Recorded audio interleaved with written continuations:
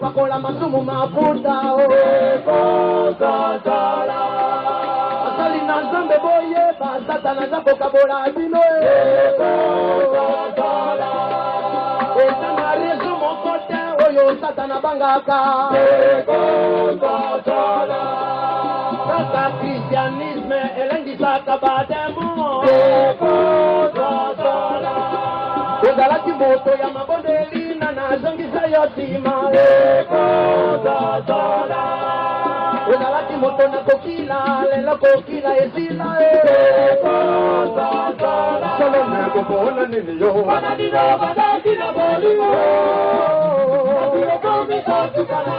haleluya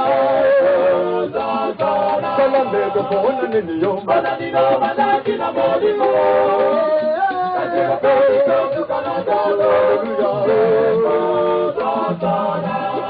Niziki na zambe na ikite toko tisi ya talaku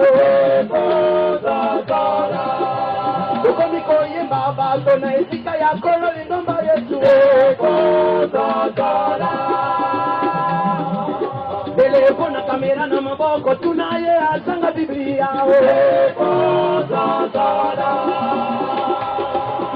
Bible bazoteka wa 1500 ya pamba telefone ya kamera na maboko kasi oza na Bible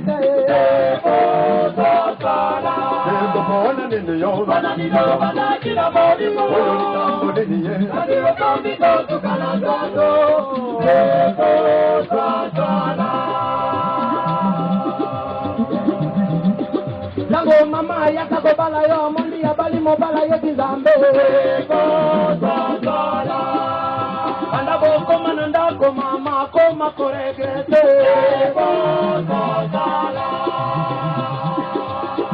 Kosi me kosanga na langi ndoka na bala kachere Mama ko makomilela ndoka bala bokchere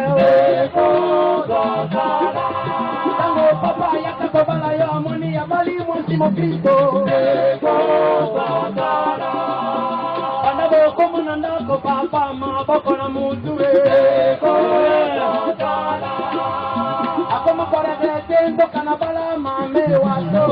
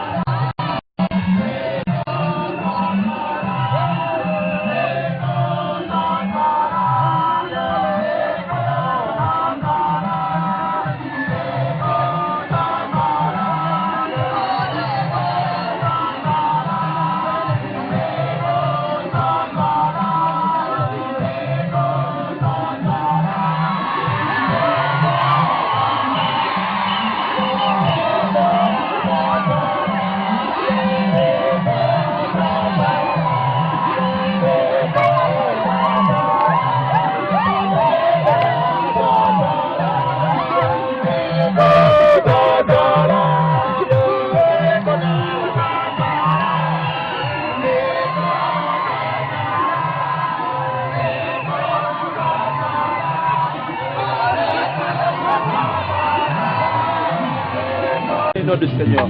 Élève sa voix, loue le Seigneur. Adore-le, adore-le.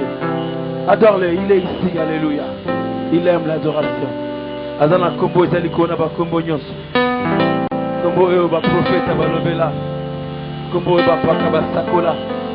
Kombo o les messagers sakolaka. Kombo ya victoire ya Congo. Ya lobiko ba congolais. Yesu Masia. Yesu Masia. mwana pate na nzambe oyo alongolaka masumu ya mokili. Yesu Masia, Yesu Masia, Yesu Masia, totomboli kombo na yo.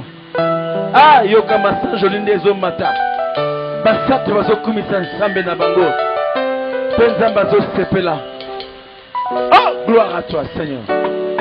Kombo yo, kombo yo, kombo yo ya Yesu, kombo yo, kombo yo, kombo yo ya Yesu, kombo yo, kombo yo, kombo yo ya Yesu, kombo yo, kombo yo, kombo yo ya Yesu, kombo yo ba profeta balobela, kombo yo ba paka basakola, kombo yo, kombo yo, kombo yo, kombo etomboli, kombo yo, kombo yo, kombo yo ya Yesu, kombo yo, kombo yo, kombo yo ya Yesu, kombo yo le messager eyengeli, kombo yo ba mama banetoli, kombo yo, kombo yo, kombo yo bilenge basanjoli, kombo yo, kombo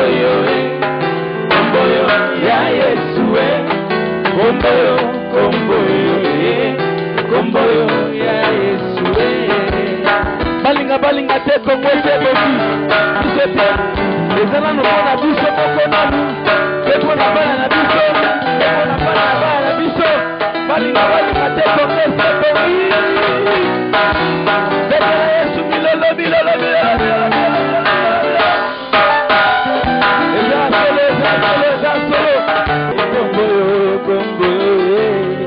Kombo yo bakongole bayembeli, kombo yo, kombo yo, kombo yo ya Yesu, kombo yo, kombo yo, kombo yo ya Yesu.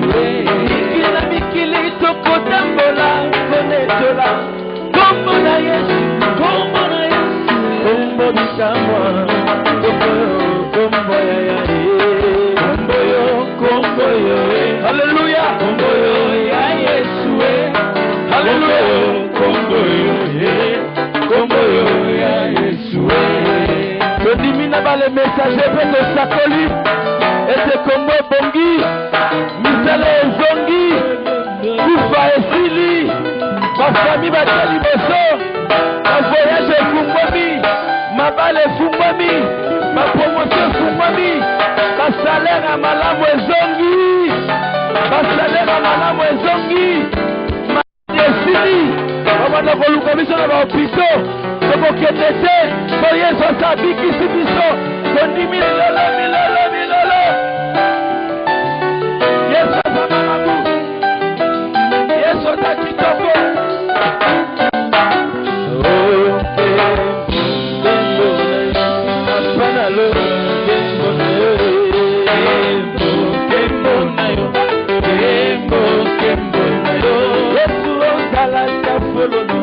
Nalona yo na motema nanga, kembo kembo na yo, kembo kembo na yo, ikolo ezalaka pembeni, nakota na mona kembo na yo, kembo kembo na yo, kembo kembo na yo, tobeta masolo ya motema, oyo mokili yo kaka te, kembo kembo na yo, kembo kembo na yo, baba nzembo ya kuya toyoka bilengi ya molimo, kembo kembo na yo, kembo kembo na yo, Yesu ozala tambololo, nalona yo na motema nanga, kembo kembo na yo, kembo kembo na yo, likolo ezala ta pembeni, nakoka na mona kembo na yo, kembo kembo na yo, kembo kembo na yo, solo ya motema, oyo mokili yo kaka te, kembo kembo na yo, kembo kembo na yo, eyemba banzembo ya kuya, toyoka bilengi ya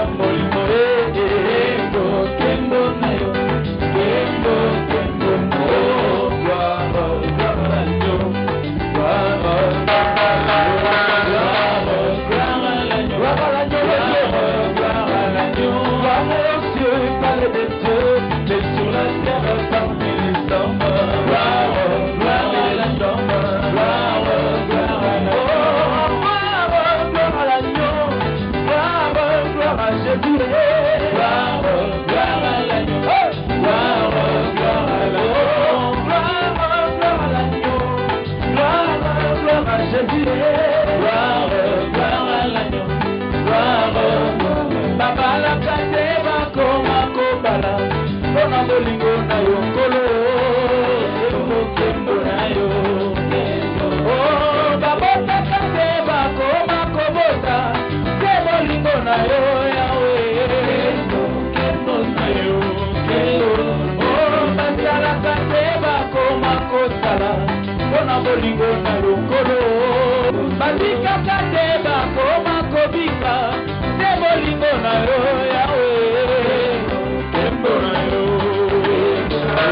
na lingi na mona, na lingi na mona, kolo na lingi na mona, Kembo na yo Yahweh, bana balingi ba mona, Kembo na yo kolo biso pe lingi to mona, Kembo na yo Yahweh, kola ma miso papa, na lingi na mona lokola mose ya mona kike kona yo Tuika kembo na yo Awate kuemba Babuja kusoli na miso ya bana na yo Toliki komona Toliki komona Bisa toliki komona Toliki komona Yesu, Yesu, Yesu, Yesu, Yesu, Yesu, Yesu Ni Yesu, ni Yesu, ni Yesu, ni Yesu wa uzima. Ni Yesu, ni Yesu, ni Yesu, ni Yesu wa uzima. Bandi na Yesu, haleluya, amen. Otokunisa masia, haleluya, amen. Yokumu mbora Yesu, haleluya, amen. Yokumu mbora Yesu, haleluya, amen. Dala bakosinga biso pona Yesu, haleluya, amen. Biso peto kofika toko seba kaka, haleluya, biso baka pona Yesu, haleluya, haleluya, haleluya, yokumu mbora Yesu, haleluya, amen. Hallelujah, amen. Kaina kosale la Yesu, hallelujah. Kirosuka ya borono kona Yesu, hallelujah, hallelujah, hallelujah, kona Yesu, hallelujah, amen. O anati botele yalo kumu Yesu, hallelujah, amen. Asimi botele ya elonga nanga, hallelujah. Tunaembele Yesu, kona Yesu, hallelujah. Hallelujah, amen. Oh, botika na mesa morolo, morolo, amen. Abanga makasi morolo, morolo, hallelujah, amen. Oh, morolo, hallelujah,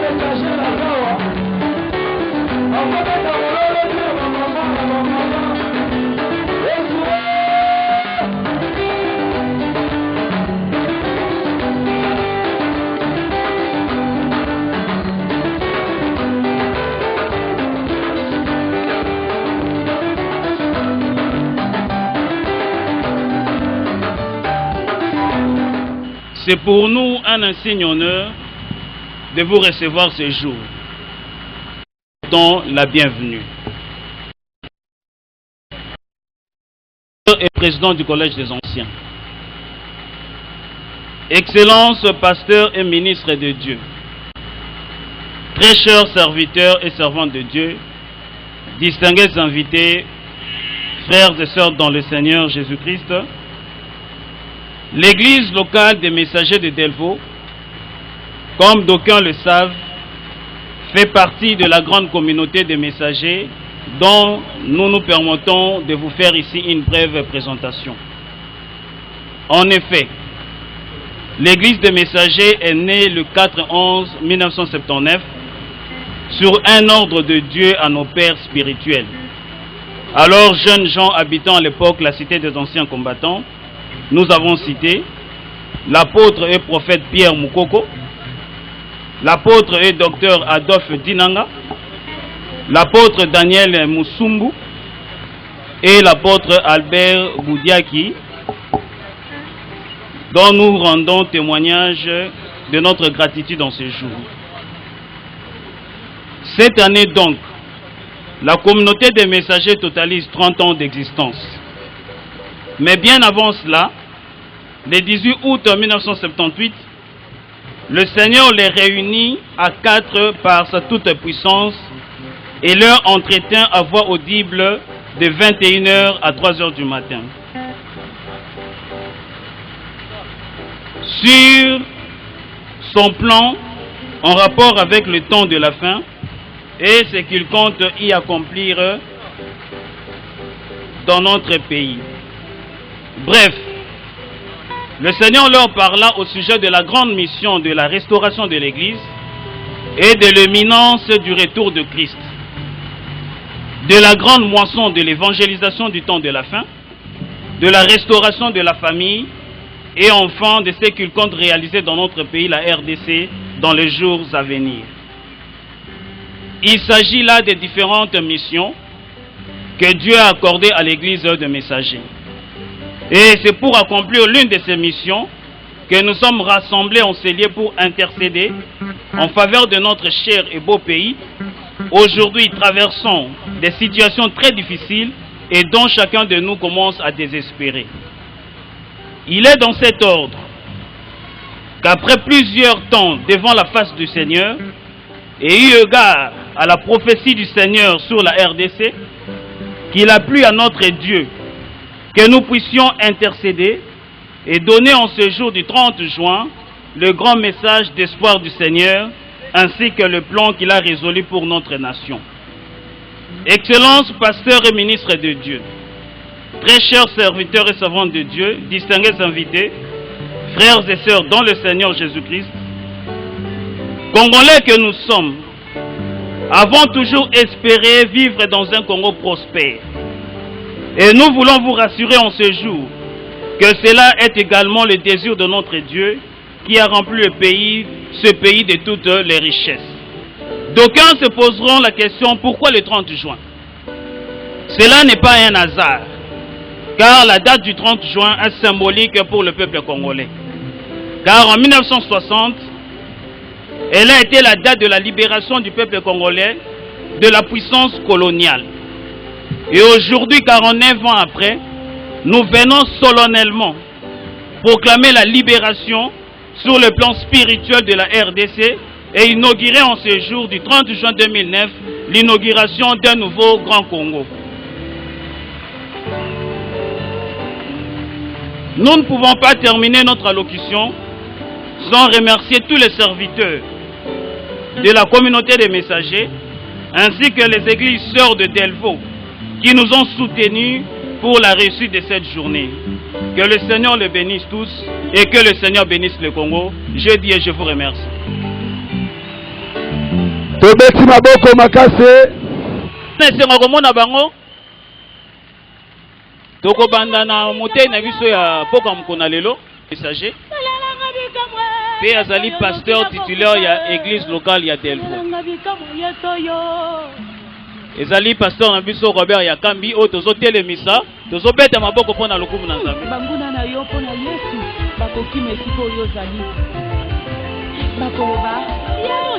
Merci, pasteur. Nous allons à deux orateurs. Le deuxième orateur est Ali docteur Nabiso Michel Bandefou. Mais s'excuser parce qu'il y a un repos médical. Mais bateau baye billet toki ko beta maboko pona lokumu na Nzambe. Pona ko lakisa ke tozo compatir na ye. Na tango. Tozo profiter pour présenter oya zé loko la président du collège des anciens. Il y a communauté na biso les messagers. To benga ke président. Ezali pasteur na biso Kabongongoi na kosenga ya telema tozo beta maboko pona lokumu na Nzambe.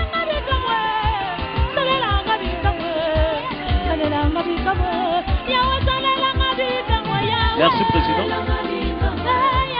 Pasteur, communauté les messagers, ba pasteur rebellé. Ils ont compté plus de 100 pasteurs. Alors moyen na bana ko benga moko mokote, mais nazo senga na pasteur nyo sur assemblée les messagers.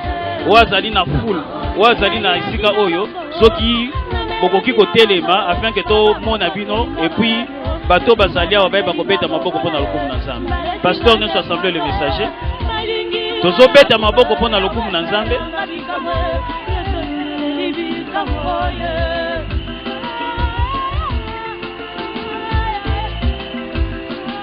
Beta maboko pona lokumu na Nzambe. Merci basana na Nzambe boki kofanda. Yango na sima na ye. Lolenga zali wana zape na bato basana afin que bana na Nzambe beba komona ebe tozo beta maboko pona lokumu na Nzambe. Pasteur Paul Ntumbu to beti maboko pona lokumu na Nzambe. Ezali bato bazako sunga pasteur Robert pona musala na Nzambe. Na yoki binote to beti maboko pona lokumu na nkolo.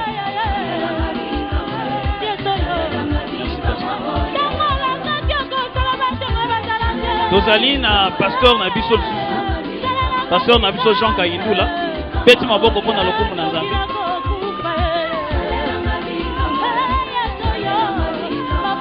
Moko lisusu ya bapasi zali votre humble serviteur Oazolo Bakak Nisika Oyo pasteur Nabino Emmanuel Bandefu soki sengo zali tokobetele maboko pona lokumu na Nzambe. Alléluia. Merci. Sana telbo. Oh to sangane na bango pona musala oyo. Tobeti maboko pona lokumu na Nzambe. Bazali basali na Nzambe babongi na honneur na bango.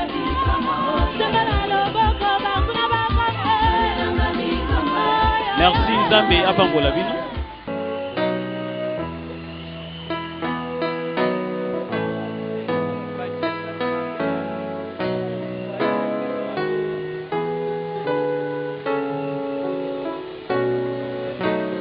Shalom peuple de Dieu. Soki ba Congolais bazali abacha maboko na bango likolo. Alléluia. Tozali ko remercier ba invité nyonso. Lelo na ero ba koye ko zala pe quelque part pour na kosala makambo na bango. Mais kotika makambo na bango pe koya awa bazali kolakisa intérêt nini bapesi na musala oyo pe na makambo tolingi toloba na kati na sikoyo. Zamba pambola bino pona déplacement na bino li déplacement moko 20 Zambe agomi monisa na kati na bomo na bino.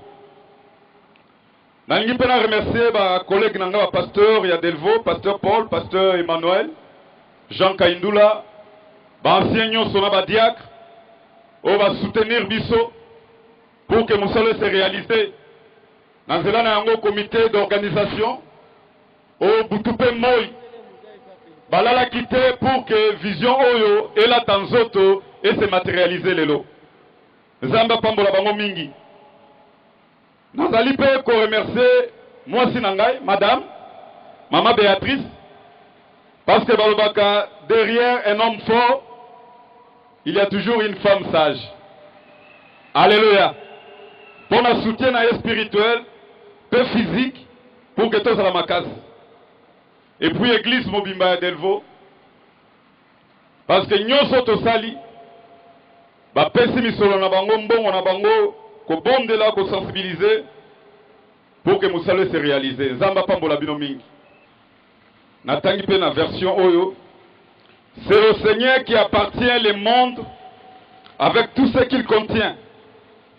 La terre avec ceux qui l'habitent. Deuxième verset. Lévitique chapitre 25. Verset 8 à 10. Lévitique chapitre 25, verset 1 à 8. Nous lisons. Verset 8 et puis jusqu'à verset 10. 25, verset 8 jusqu'à 10. Nous lisons pour la gloire du Seigneur. Titre: les années sabbatiques et les jubilés, rachat de propriétés et des esclaves. L'Éternel parla à Moïse sur la montagne de Sinaï et dit: parle aux enfants d'Israël. Lévitique 25, verset 8. Nous lisons verset 8. Tu compteras 7 sabbats d'année, 7 fois 7 années, et les jours de ces 7 sabbats d'année feront 49 ans. Le 10e jour du 7e mois, tu feras retentir les sons éclatants de la trompette. Les jours de l'expiation, vous sonnerez de la trompette dans tout votre pays. Enfin, et vous sanctifierez la 50e année. Vous publierez la liberté dans le pays pour tous ses habitants. Ce sera pour vous les jubilés. Chacun de vous retournera dans sa propriété et chacun de vous retournera dans sa famille. Dernier verset, Matthieu chapitre 5, verset 17. Matthieu chapitre 5, verset 17. Nous lisons pour la gloire du Seigneur. Titre: l'accomplissement de la loi et les prophètes. Ne croyez pas que je sois venu pour abolir la loi ou les prophètes. Je suis venu non pour abolir, mais pour accomplir. Nagogo répéter Lévitique 25 na version Oyo. Titre: l'année de la libération. Vous laisserez s'écouler cette période de 7 ans, soit 49 ans. Ensuite, le 10e jour du 7e mois, le grand jour du pardon des péchés, vous ferez retentir dans tout le pays une sonnerie de trompette accompagnée d'une ovation. De cette manière, vous manifesterez que la 50e